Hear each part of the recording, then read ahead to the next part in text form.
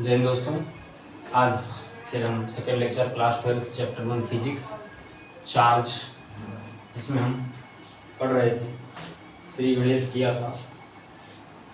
आज अध्ययन उसके आगे करेंगे। फर्स्ट लेक्चर हो चुका था। फर्स्ट लेक्चर में मैंने जितना पढ़ा, थोड़ा पढ़ा क्या था, बेसिक ही पढ़ा था। चार्ज के बारे में नॉलेज लिया था और इलेक्ट्रोस्टैटिक्स, इलेक्ट्रोडायनेमिक्स फर्स्ट में कितने का पढ़ते हैं, इलेक्ट्रोमैग्नेटिज्म में कितना चैप्टर पढ़ेंगे, कैसे पढ़ेंगे, उसमें फर्स्ट बुक कैसे फिनिश होगी, लमसम इतना मैंने अध्ययन के लिया। अब आगे अध्ययन करते हैं।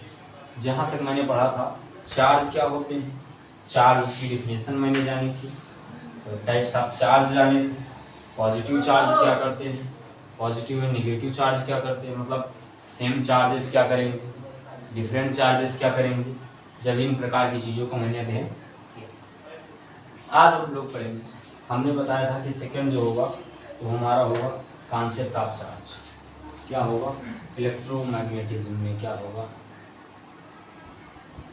इलेक्ट्रोमैग्नेटिज्म में इलेक्ट्रोस्टैटिक्स,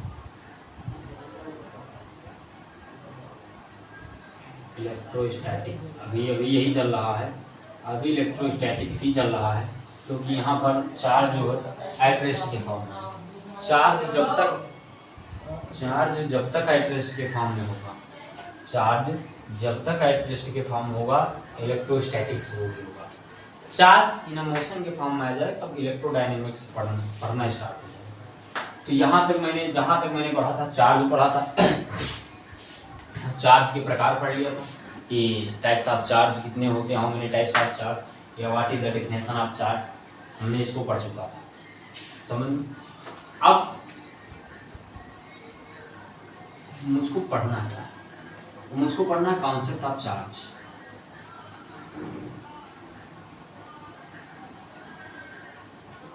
आवेश की संकल्पना, आवेश की संकल्पना अर्थात आवेश की संकल्पना अर्थात हम पढ़ने वाले हैं आवेश की संकल्पना में ही क्या पढ़ेंगे, कॉन्सेप्ट ऑफ चार्ज। क्या पढ़ेंगे, कॉन्सेप्ट ऑफ चार्ज,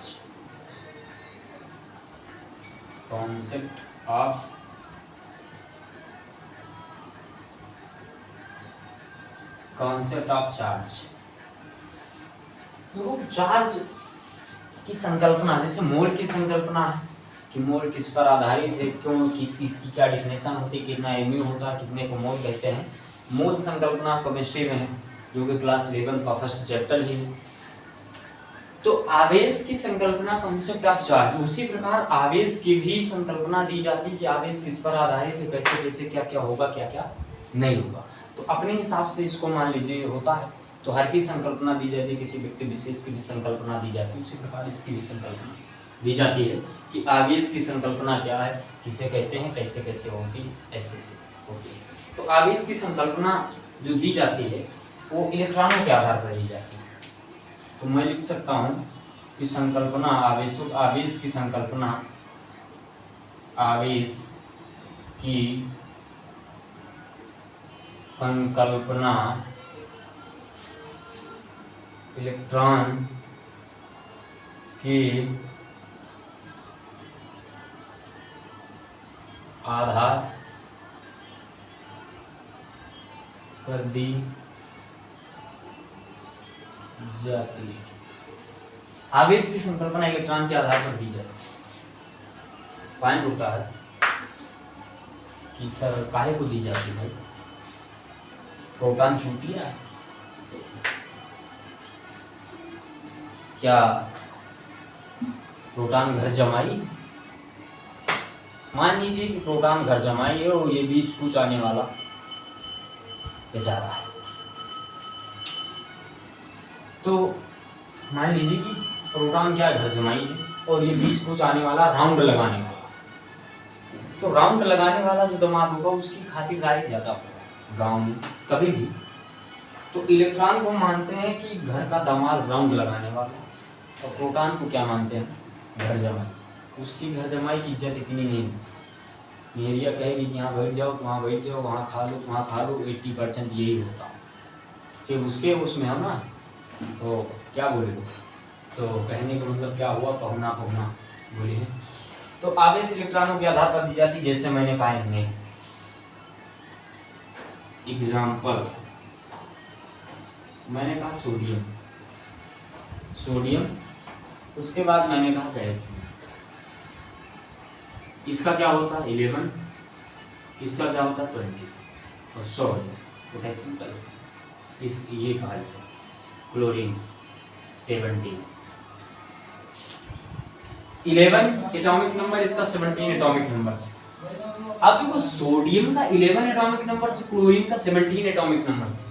अब 11 जो नंबर्स हैं तो 11 को हम क्या लिख सकते हैं 2, 8, 1, 2, 8, 1, इसको क्या लिख सकते हैं 2, 8, 7। अब ये 1, 7 या 2, 8 कहाँ से आया, बहुत बच्चे इनको अभी भी नहीं पता होगा जो 12th की पढ़ाई कर रहे हैं।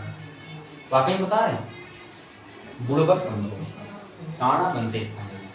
तो क्या मतलब है 2, 8, इससे बढ़िया तो नाम बता दो, जब इतना भी नहीं मालूम। तो इसको मालूम करने के लिए हमने लेक्चर भी दिए हैं, और नहीं तो आप इसको विधिवत पहले से ही जानकारी लेके करो। तो 2, 8, 1, 2, 8, 7,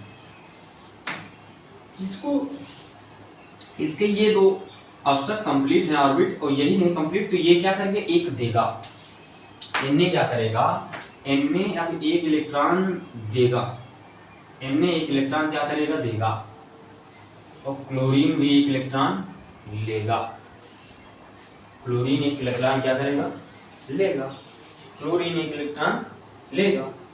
तो इनने जब एक इलेक्ट्रॉन देगा, देखो अब इनने क्या करेगा अपने लास्ट वाला इलेक्ट्रॉन देगा, तो Na पर प्लस आ जाएगा, प्लस में 1 इलेक्ट्रॉन इन्होंने क्या किया माइनस किया, नहीं समझना। अब Na पर 1 इलेक्ट्रॉन, यहाँ पर अगर मैं पूछूं कि यहाँ पर इलेक्ट्रॉन की संख्या कितनी है तो आप बोलोगे 11, प्रोटॉनों की संख्या 11, यहाँ पर इलेक्ट्रॉनों की संख्या कितनी है 17, प्रोटॉनों की संख्या कितनी है 17। क्योंकि तुमको पता है कि उदासीन परमाणु में इलेक्ट्रॉनों और प्रोटॉनों की संख्या क्या होती है बराबर होती है, एटॉमिक थ्योरी में तुमको दिया गया है कि उदासीन परमाणु है तो उसके बराबर होंगे। तो यहाँ ये उदासीन, इसका कोई चार्ज नहीं है, तो यहाँ पर इलेक्ट्रॉन और प्रोटॉन दोनों क्या है बराबर है। लेकिन अब इलेक्ट्रॉन क्या किया आपने लास्ट वाले को दे दिया, लास्ट इलेक्ट्रॉन दे दिया, तो इसमें अगर मैं इलेक्ट्रॉन की बात करूं तो इलेक्ट्रॉन तुम्हारे कम पड़ जाएंगे तुम्हारे 10, और प्रोटॉन तुम्हारे हो जाएंगे 11, क्योंकि इलेक्ट्रॉन वो दे दिया। जैसे मैंने कहा कि पहले इलेक्ट्रॉन कितने थे 2, 8, 1, अब ये जब 1 दे ही दिया तो इसके स्थान से मिट नहीं गया, तो बोलो कितने बचे 2, 8, 10, 2, 8, 10, तो इसका अब जो बचेगा 2, 8 बचेगा, ठीक है ना। इसका अब क्या बचेगा इलेक्ट्रॉन, अब यहाँ एक दे दिया तो तभी तो एक प्लस आया, जो इलेक्ट्रॉन देगा उस पर प्लस आ जाएगा। अब इसके प्लस को क्या किया, ये क्लोरीनमा बैठा था ये ले लिया, तो क्लोरीन का जो बना इक्वेशन वो क्या बनेगा Cl माइनस, क्या बना Cl माइनस, प्लस में 1 इलेक्ट्रॉन क्या किया था एब्जॉर्ब किया था, प्लस में लिया था 1 इलेक्ट्रॉन को प्लस किया था। ये मत समझना कि इलेक्ट्रॉन पर प्लस का चार्ज कहाँ है, हम इलेक्ट्रॉन पर प्लस का चार्ज नहीं आया, इस पर -1 इसलिए आया क्योंकि एक इलेक्ट्रॉन ने लिया है, तुमको बताने के लिए बता रहे हैं कि इलेक्ट्रॉन प्लस नहीं है, इलेक्ट्रॉन एक लिया है इसलिए इस पर माइनस आ जाएगा। तो अब बताओ यहाँ पर 2, 8, 7 है, अब ले लिया तो इस पर +1 आ जाएगा नहीं आ जाएगा, तो इसका हो जाएगा 2, 8, तो अब 8 हो जाएगा। तो इस पर अगर मैं इलेक्ट्रॉनों की संख्या पूछूंगा, नंबर ऑफ इलेक्ट्रॉन इसमें होंगे 8, 2, 10, 8, 18, और इसमें अगर मैं पूछूं प्रोटॉन तो पहले वाले प्रोटॉन ही होंगे 17, क्योंकि आपको पता है कि प्रोटॉन तो नहीं आगे बाहर आ जा सकते ना, तो यहाँ पर क्या होगी प्रोटॉन इतने ही होंगे। अब देखो यहाँ पर क्या हुआ, जब इन्होंने इलेक्ट्रॉन का दान किया तो क्या आया, जब इलेक्ट्रॉन का दान किया तो धनावेश आया, धन आवेश मतलब इसके बाद धनी आदमी है, और ये जब इलेक्ट्रॉन को लिया ग्रहण किया तब इस पर क्या आया ऋणावेश, इस पर क्या आया ऋणावेश। बोले तो जब इलेक्ट्रॉन को दिया दान किया मतलब गिवन दे दिया तो उस पर आया पॉजिटिव चार्ज, और जब इलेक्ट्रॉन को टेक कर लिया एब्जॉर्ब कर लिया तो उस पर आया निगेटिव चार्ज। मतलब कहने का मतलब ये है कि यहाँ पर सारा खेला किसका हो रहा है, इलेक्ट्रॉन ही आ रहा है तब चार्ज चल रहा है, इलेक्ट्रॉन जा रहा तब भी चार्ज चल रहा, अर्थात यहाँ पर जो चार्ज का जो खेला कर रहा है वो इलेक्ट्रॉन ही, सारा खेला यहाँ पर इलेक्ट्रॉन का ही हो रहा। इसलिए कॉन्सेप्ट तुम्हारा आवेश की संकल्पना, कॉन्सेप्ट ऑफ चार्ज किसके आधार पर दी जाती है? इलेक्ट्रॉनों के आधार पर दी जाती है। अब तुम्हारा मेन क्वेश्चन होना चाहिए, मेन क्वेश्चन ये होना चाहिए भाई, यहाँ पर तुमने क्या देखा कि इलेक्ट्रॉन का सारा खेल यहीं पर हो रहा। इलेक्ट्रॉन जा रहा है तो पॉजिटिव आ रहा, और जब आ रहा है तो निगेटिव आ रहा, अर्थात चार्ज तभी आएगा जब इलेक्ट्रॉन खेला करेगा, अन्यथा इलेक्ट्रॉन खेला ही नहीं करेगा तो चार्ज वार्ज आएगा ही नहीं। तो इलेक्ट्रॉन की खेला करने पर चार्ज आ रहा है, तो इलेक्ट्रॉन खेला कर रहा है, तो इसीलिए इलेक्ट्रॉन खेला कर रहा है तो आवेश की संकल्पना उसी खेल पर दी जाती है, बेचारा खेला करता है ना।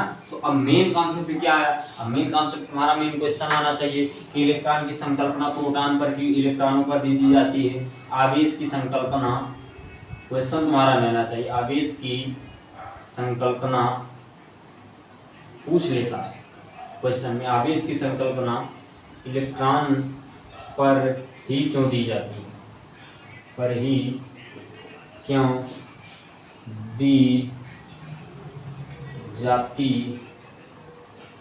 है।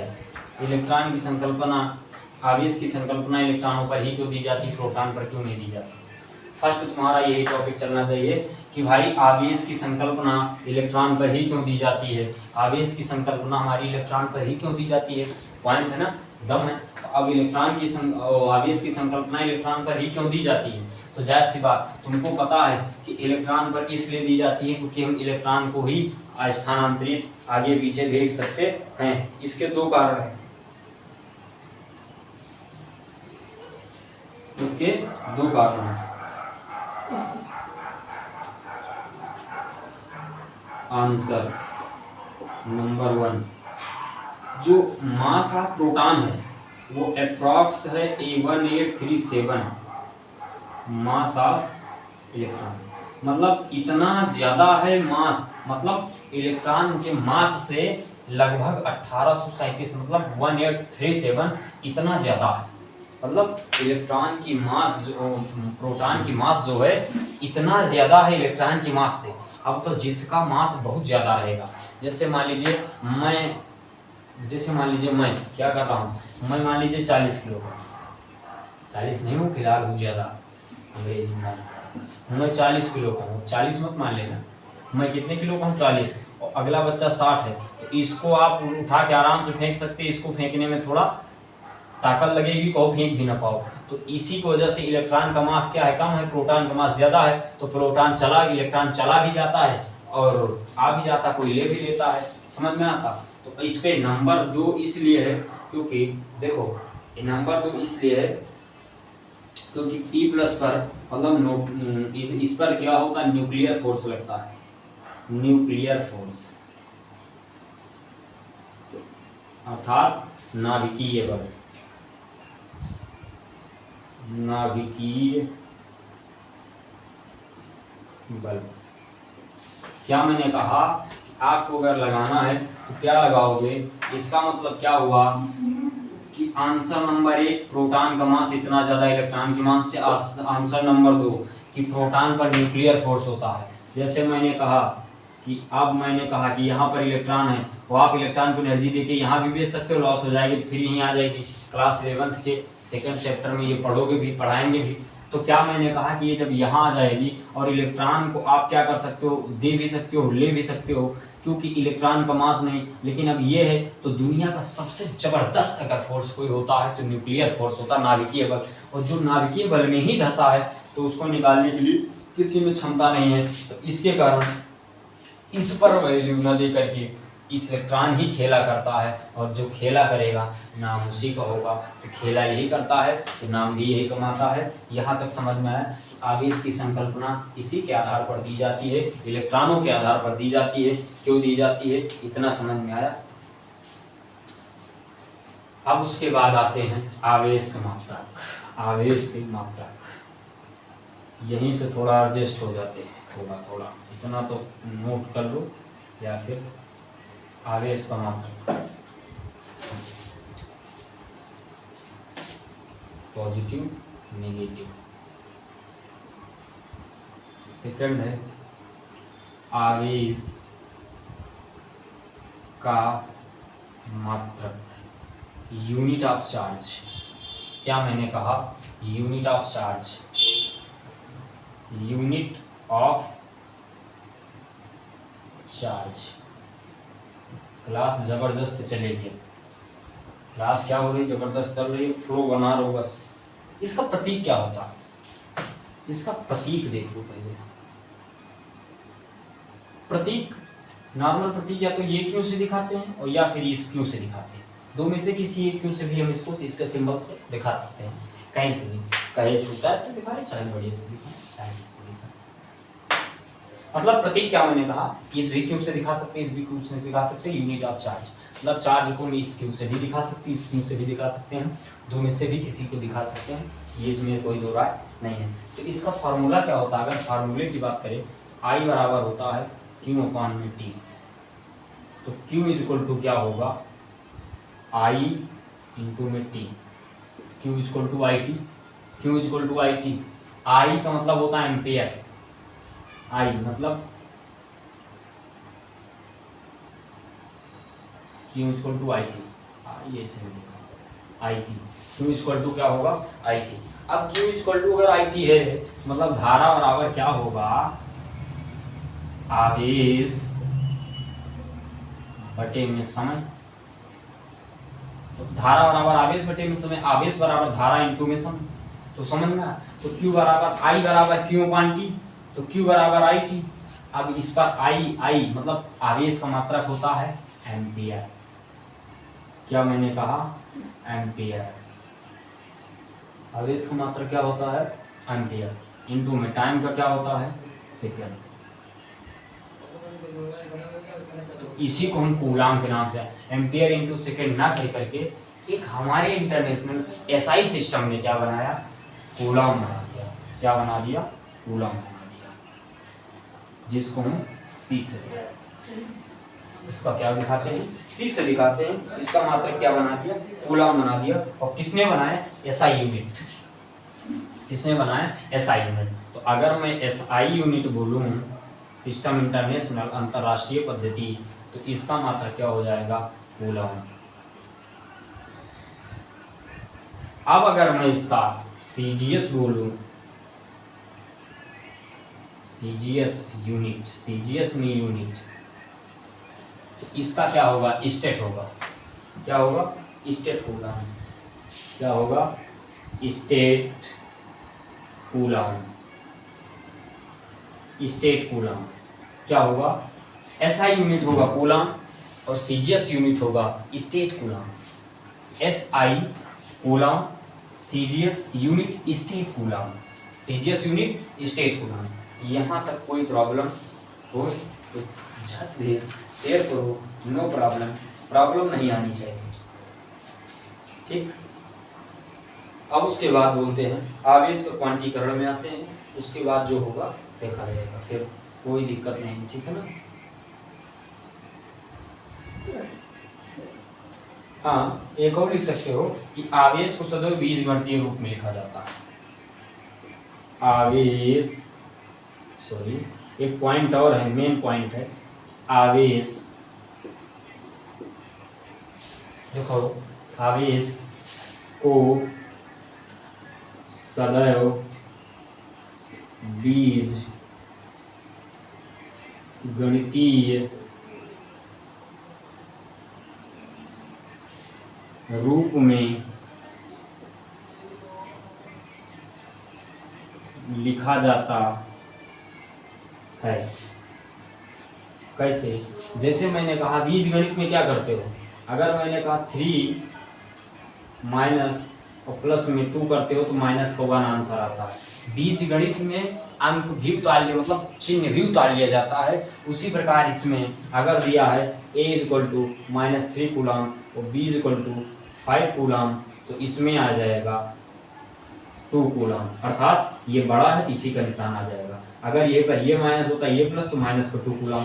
तो ये क्या दिखा रहा है कि आवेश को सदैव बीजगणितीय रूप में, अर्थात इसके चिन्ह भी लिखे जाते हैं, बड़ी वाली का चिन्ह ले लिया जाता है, तो इसलिए इसको बीजगणितीय रूप में लिखा जाता है।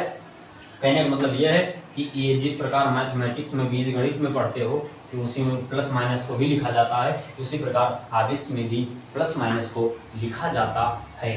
कंप्लीट समझ में आ जाना चाहिए। A = +3 coulomb, B = -5 coulomb. तो अगर A - B करेंगे total, A - B total coulomb, तो ये आ जाएगा -2 कूलम। अगर A + B कर देंगे, A + B, तो इसमें क्या आ जाएगा, A कितना है +3 कूलम, है ना, तो प्लस में कितना आ जाएगा -5 कूलम। तो आ कितना आ जाएगा, टोटल कितना आ जाएगा, plus minus minus minus plus minus, तो -2 कूलम। तो माइनस लिखा गया कि नहीं लिखा गया, तो यही क्या लिखा रहा तुम्हारा, बीजगणितीय रूप लिखा गया है। अब आते हैं आवेश का क्वांटीकरण। क्या मैंने कहा, आवेश का क्वांटीकरण, आवेश का क्वांटीकरण। अगर इसको इधर न लिखें तो इधर लिख सकते हैं, नॉर्मल है। आवेश का क्वांटीकरण, आवेश का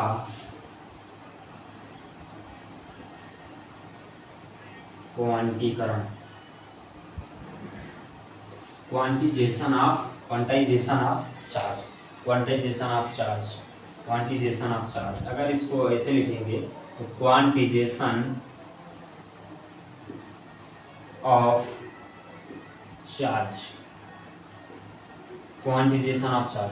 अर्थात क्वांटाइजेशन का मतलब, क्वांटीकरण का मतलब क्या होता है, आवेश का क्वांटीकरण। What is the meaning of the quantisation of charge, that will be very important.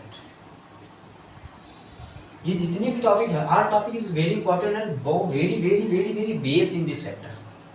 ये जीवन के तुम्हारे ये टॉपिक इंपॉर्टेंट भी है और ये बेस भी है इस चैप्टर का। तो हमको इस चैप्टर के बारे में जानना चाहिए। We should know this chapter and this topic, इस टॉपिक के बारे में जानना चाहिए। तुम कैसे जानेंगे, आवेश का क्वांटीकरण, क्वांटाइजेशन ऑफ चार्ज मतलब क्या हुआ, तो इसका मतलब क्या हुआ, क्वांटाइजेशन का मतलब क्या हुआ, तो जिस प्रकार आप मोबाइल लेने जाते हो, तो मोबाइल आप कभी मांगते हो कि भैया हमको क्या कहते हैं, गाँव में क्या बोलते हैं, भैया तो एक मोबाइल दे दियो, 2 मोबाइल दे दियो भैया, 3 मोबाइल दे दियो भैया।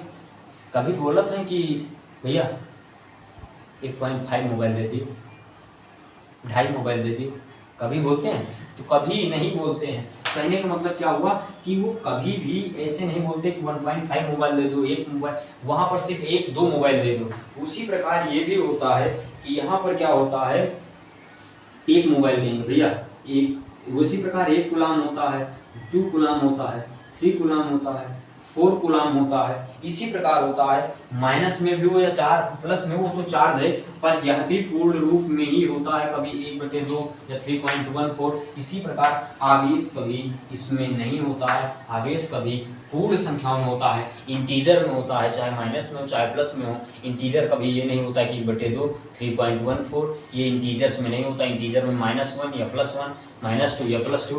यही इसीलिए इसका फार्मूला निकल जाता है, Q बराबर +-NE, Q बराबर +-NE, Q बराबर +-NE, अर्थात नंबर ऑफ इलेक्ट्रॉनों पर आवेश, Q मतलब चार्ज।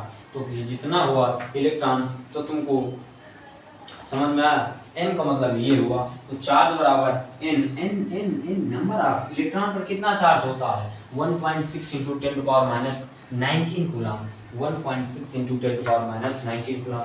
चार्ज इलेक्ट्रॉन पर और प्रोटॉन पर बराबर होता है, -1.6 × 10⁻19 कूलम ये होता है, और ये होता है प्लस का 1.6 × 10⁻19 कूलम। ये दोनों का चार्ज बराबर होता है। अब अगर इसमें हम बढ़ाते जाएं तो इसमें आगे संख्या बढ़ी हो, मल्टीपल होती बढ़ती चली जाएगी। जैसे मैंने कहा कि अगर मैं 1 इलेक्ट्रॉन इसमें बढ़ा दिया, 2 इलेक्ट्रॉन बढ़ा दिया, तो 2 × में माइनस का 2 × में 1.6 × में 10⁻19 कूलम हो जाएगा, 10⁻19 कूलम। इसमें बढ़ा दिया तो प्लस का नहीं, 2 × में 1.6। ऐसी संख्याएं जब बढ़ाओगे इसके पहले मल्टीपल होती चली जाएंगी, यहाँ मल्टीपल होती चली जाएंगी। समझ में आया कि नहीं समझ में आया? तो ऐसी संख्याएं होती हैं। यहाँ पर चार्ज क्या तुमको देखने के लिए मिला, बराबर मिला। चार्ज क्या देखने के लिए मिला, बराबर मिला। फार्मूला कहाँ से निकला, Q बराबर +-NE। NE इसका मतलब क्या हुआ कि इलेक्ट्रॉन पर जो चार्ज होगा वो पूर्ण संख्याओं के रूप में होगा, अर्थात इंटीजर के फॉर्म में होगा, पूर्णांक के फॉर्म में होना चाहिए, पूर्णांक के फॉर्म में होना चाहिए। एक अगर हम एक क्वेश्चन दे तो क्या कोई दिक्कत रहेगा? चलो एक क्वेश्चन करते हैं, एक क्वेश्चन करते हैं। एक क्वेश्चन है, चलो दिया है, जब एक पॉलीथीन के टुकड़े को ऊन के साथ रगड़ा जाता है।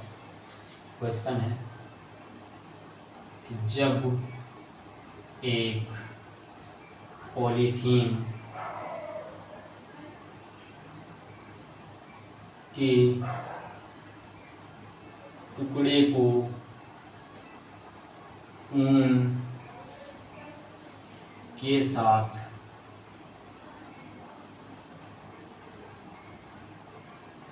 रगड़ा जाता है, जब एक पॉलीथीन के टुकड़े को ऊन के साथ रगड़ा जाता है तो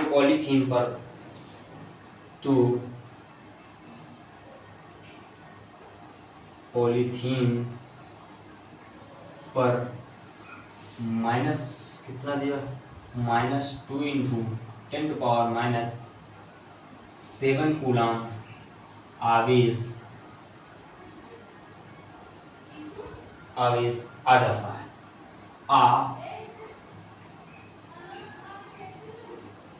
जाता है। तो पॉलीथीन पर स्थानांतरित इलेक्ट्रॉन की मात्रा ज्ञात कीजिए। तो पॉलीथीन पर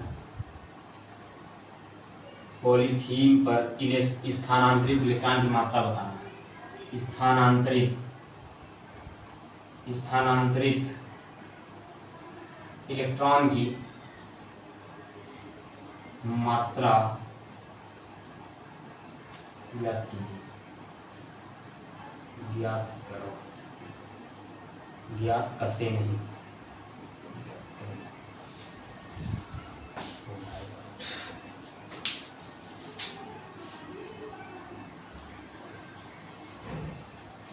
अब देखो बाबू, जब एक पॉलीथीन के टुकड़े को ऊन के साथ रगड़ा जाता, मतलब एक पॉलीथीन का टुकड़ा उसको ऊन के साथ रगड़ा जाता तो पॉलीथीन पर इतना चार्ज हो जाता है। तो पॉलीथीन पर स्थानांतरित इलेक्ट्रॉन की मात्रा ज्ञात करना है। मतलब जब रगड़ने के बाद पॉलीथीन पर कितना इलेक्ट्रॉन स्थानांतरित हो, मतलब एक स्थान से पॉलीथीन से दूसरे पर कितना इलेक्ट्रॉन गया। जैसे मैंने कहा इसको रगड़ा तो यहाँ हमारे खोपड़ी से इसमें कितना इलेक्ट्रॉन आया, कंडीशन सेम बताना है। कुछ दिया है हमको, क्या है, पहले हाल से स्टार्ट करते हैं, सॉल्यूशन से। ठीक, हमको गिवन है, मतलब दिया है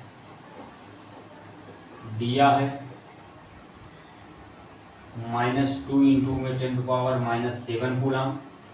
ज्ञात क्या करना है, स्थानांतरित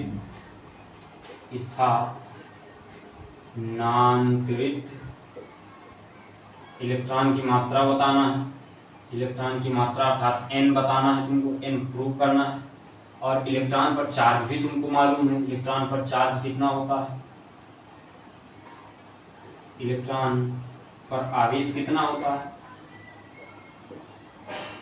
1.6 × 10⁻⁻19 कूलम इलेक्ट्रॉन पर चार्ज होता है। तो हमको जब गिवन है तो हमको सॉल्यूशन में क्या करना है, तो हमने अभी बताया फार्मूला Q = फार्मूला प्रश्नानुसार हम करते रहेंगे। जब प्रश्नानुसार मुझको दिया है तो ऐसे मत करो। तो क्या मैंने कहा, प्रश्नानुसार मतलब रहने दो, प्रश्नानुसार मैंने कहा एक सूत्र के अनुसार, क्या मैंने कहा, Q =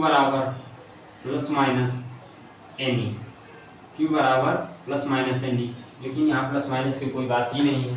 तो मैंने कहा Q = NE, प्रूफ क्या करना है, n, तो n बराबर क्या हो जाएगा, Q/E।